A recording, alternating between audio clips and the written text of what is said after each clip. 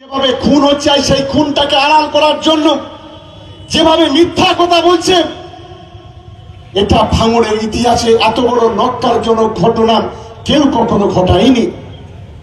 আমি আজকে নওশাদকে প্রশ্ন করতে চাই, বড় বড় কথা বলছেন। আজকের আমাদের মুখ্যমন্ত্রী মমতা বন্দ্যোপাধ্যায়, অভিষেক বন্দ্যোপাধ্যায়ের নেতৃত্বে কলকাতার রাজপথে লক্ষাধিক মানুষের মিছিল। সেই মিছিলের কি দাবি ছিল?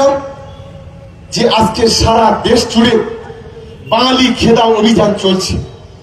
বাংলা কথা বললে তাদের বাঙালি বলে হয় বাংলাদেশে পাঠিয়ে দেওয়া হচ্ছে, বাংলা কথা বললে নাইলে তাদেরকে জেলে ঢুকিয়ে দেওয়া হচ্ছে।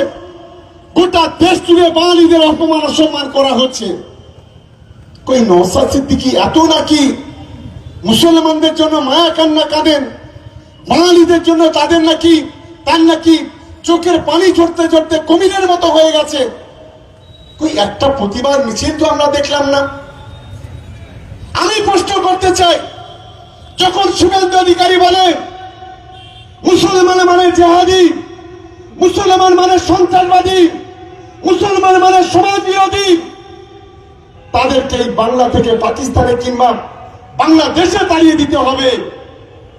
ওই নওশাদ সিদ্দিকী আপনি তো একদিন তার প্রতিবাদ করেননি, বরং প্রতিটা মুহূর্তে বিধানসভায় দাঁড়িয়ে বিজেপি যে কথা বলেন আপনি সেই কথা বলেন।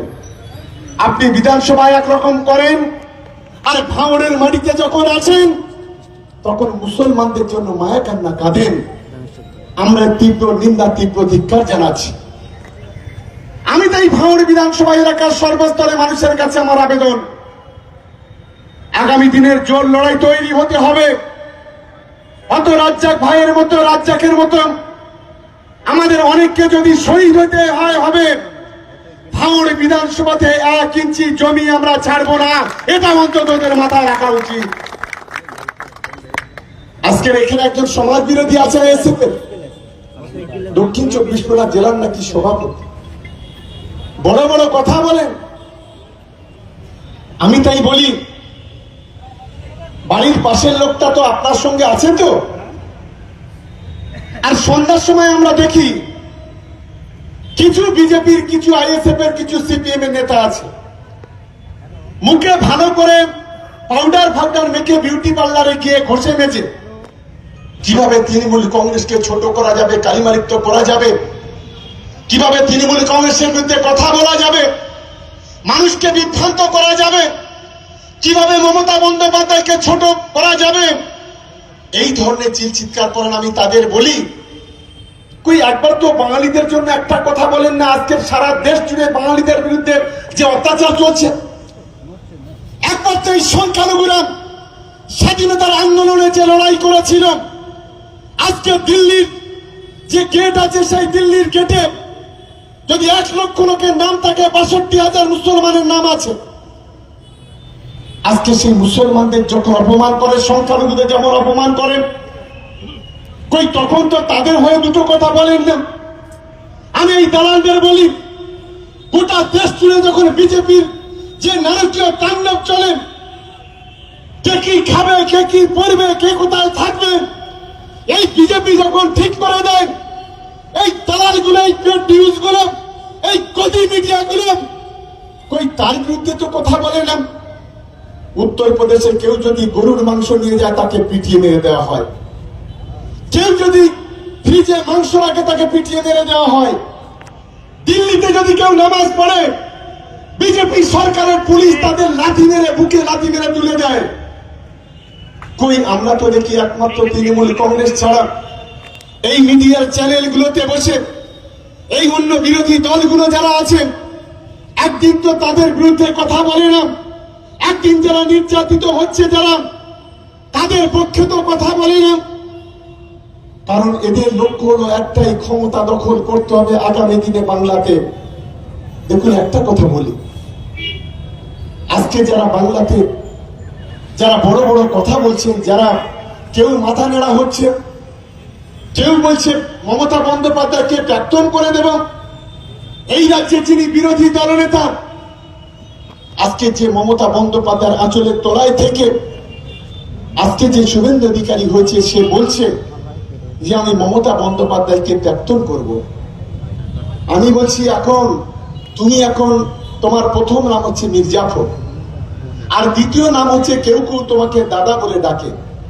তুমি দাদা থেকে জেঠু হবে, জেঠু থেকে কাকু হবে, আর কাকু থেকে দাদু হবে।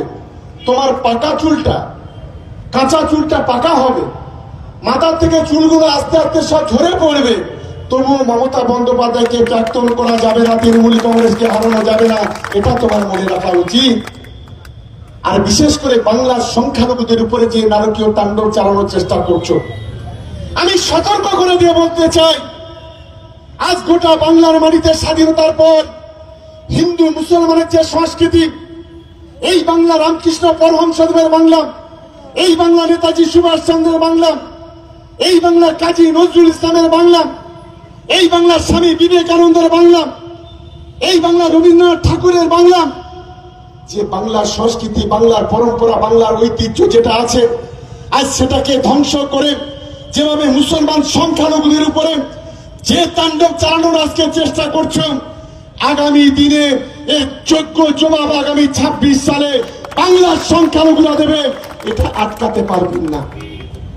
আজকে তো শুধু কলকাতার ট্রেলার দেখলেন, পিকচার আবি বাকি হয়। আর কদিন পরে 21শে জুলাই ঐতিহাসিক সমাবেশ, ঐতিহাসিক জমায়েত হবে কলকাতার বুকে। আর নিশ্চিত ভাবে আমরা মনে করি, আমি তাই সকলের কাছে আমার অনুরোধ, ভাঙড় বিধানসভায় আমার সহকর্মীরা যারা আছে, চোখ কান খোলা রাখুন। যত এরা দুর্বল হয়ে পড়বে, তত বেশি আমাদের খুন করার চেষ্টা করবে, আমাদের সমালোচনা করার চেষ্টা করবে। এটাকে আমাদের চোখ কান খোলা রাখতে হবে। আমি নিশ্চিতভাবে মনে করি, আজকে যেভাবে তৃণমূল কংগ্রেসের কর্মীরা যেভাবে সংগঠিত হয়েছে, আগামী দিনে প্রতিটি লড়াই, প্রতিটি আন্দোলন, প্রতিটি সংগ্রাম আগামী দিনে সামনে রেখে লড়াই করতে হবে। আর আমি আপনাদের কাছে কথা দিচ্ছি, আমাদের প্রিয় মুখ্যমন্ত্রী মমতা বন্দ্যোপাধ্যায়ের নির্দেশে আজকে আমরা এই ভাঙড় বিধানসভায় অভিষেক বন্দ্যোপাধ্যায়ের নির্দেশে তারা আমাকে দায়িত্ব দিয়েছেন। ভাঙড় বিধানসভা হলো আমার একটা পরিবার। এই পরিবার আমার জীবনের শেষ রক্তবিন্দু থাকা পর্যন্ত আমরা ভাঙড়ের মানুষের পাশে থাকবো। আমরা নিশ্চিতভাবে আগামী দিনে লড়াই করব। লক্ষ্য একটাই, মিশন 2026। এই 26কে সামনে রেখে আমার প্রত্যেকটা সহকর্মী যারা আছে, আগামী দিনে তাদেরকে লড়তে হবে।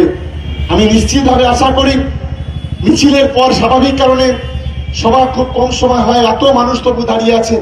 আমার সকলের কাছে একটা অনুরোধ, ভাঙড় বিধানসভায় যারা আছেন, ছাত্র বলি, যুব বলি, মহিলা বলি, কৃষক বলি, ক্ষেতমজুর বলি, হিন্দু বলি, মুসলমান বলি, খ্রিস্টান বলি, আদিবাসী বলি, সমস্ত ধর্ম, সমস্ত বর্ণ, সমস্ত জাতির মানুষের কাছে একটা আবেদন করব, এই লড়াই আগামী দিনে সাম্প্রদায়িকতার বিরুদ্ধে লড়াই, এই লড়াই আগামী দিনে দাঙ্গাবাজদের বিরুদ্ধে লড়াই, এই লড়াই আগামী দিনে বাংলার যারা শত্রু তাদের বিরুদ্ধে লড়াই, এই লড়াই বহিরাগতদের বিরুদ্ধে লড়াই, এই লড়াই খুনিদের বিরুদ্ধে লড়াই।